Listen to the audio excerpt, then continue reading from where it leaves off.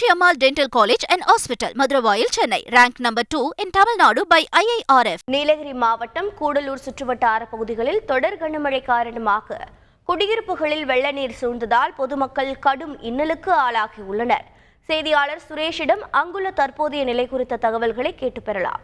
சுரேஷ் வணக்கம். தற்போது இந்த கனமழை குடியிருப்புக்குள் புகுந்ததால் குடியிருப்பு வாசிகள் என்னென்ன இன்னல்களை சந்தித்து வருகிறார்கள், அவர்களின் உடனடி கோரிக்கை என்னவாக இருக்கிறது?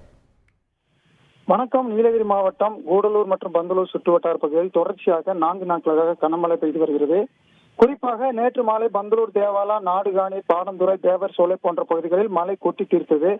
இதில் பல்வேறு இடங்களில் நிலச்சரிவு ஏற்பட்டு வாகன போக்குவரத்து பாதிப்படைந்தது. பல வீடுகள் இடிந்தன. 30க்கும் மேற்பட்ட கிராமங்களில் மின்சாரம் துண்டிக்கப்பட்டுள்ளது.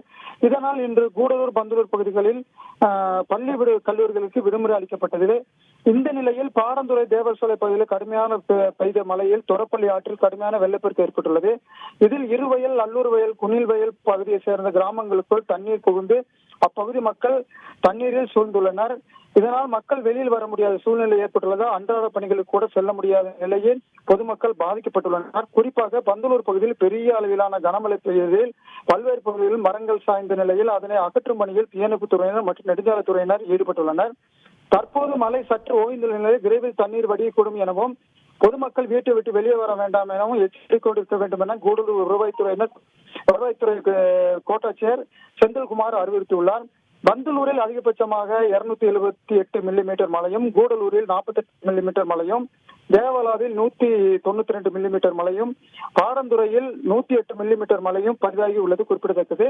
மேலும் தற்பொழுது தாழ்வான பகுதிகளில் குறிப்பாக பொன்னானி ஆற்றில் அதிகமான தண்ணீர் வரத்து உள்ளதால் அங்கு வசிக்கக்கூடிய பழங்குடியினர் கிராமத்துக்கு முன்னெச்சரிக்கை நடவடிக்கையாக ஒரு 20 குடும்பங்களை சேர்ந்த பழங்குடியின மக்களை அங்கிருக்கும் அரசு பள்ளியில் தற்காலிக முகாம் அமைத்து தங்க வைக்கப்பட்டுள்ளனர்.